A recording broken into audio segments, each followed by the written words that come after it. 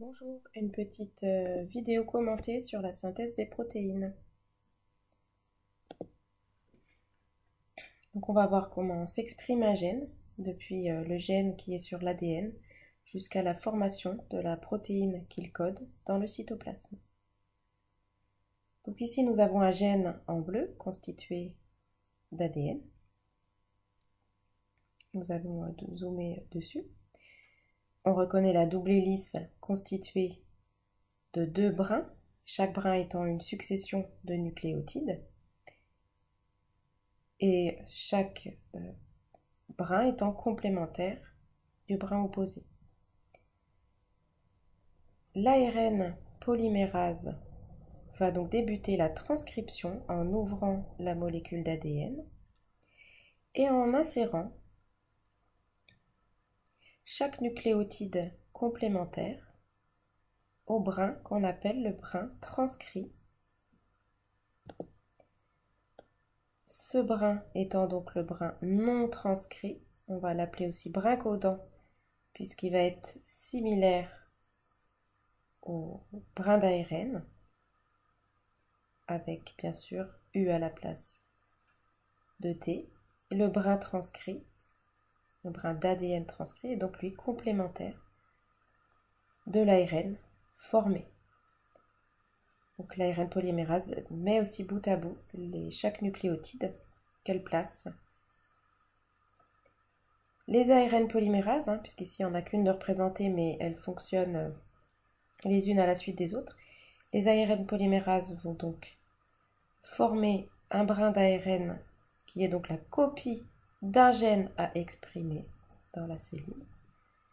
Donc de nombreux ARN messagers sont formés quand un gène doit être exprimé dans la cellule, pas qu'une copie comme ici dans cette animation. L'ARN messager va traverser les pores nucléaires pour aller dans le cytoplasme. Cette fois-ci, la traduction va commencer. Au codon AUG, le ribosome va s'assembler sur le brin d'ARN messager. Les acides aminés qui vont former la protéine sont, eux, libres dans le cytoplasme.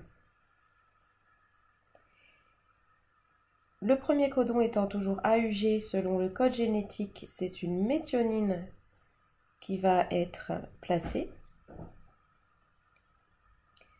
Puis donc l'ARN va se déplacer par rapport au ribosome.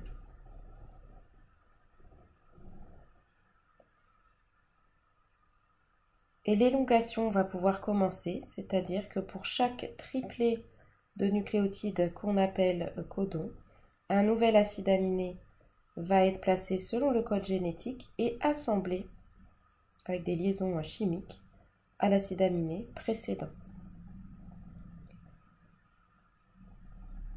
Donc on a comme ça, codon par codon, la chaîne protéique qui va se former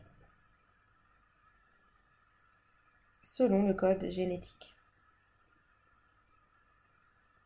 Il faut évidemment imaginer de nombreux ribosomes les uns à la suite des autres pour former la quantité de protéines, de cette même protéine qu'il faut pour la cellule.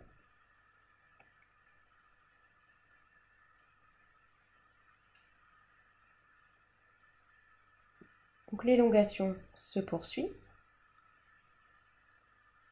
On voit que la protéine commence également à se replier selon des liaisons chimiques qui peuvent se faire entre les différents acides aminés. Donc la protéine va avoir la forme qui va être très importante pour sa fonction. Ici, un codon stop a donc été rencontré. Donc le ribosome se détache et la protéine est terminée. Voilà, c'est ce qu'on appelle la synthèse des protéines ou l'expression d'un gène, comment à partir d'un gène, la cellule fabrique la protéine correspondante.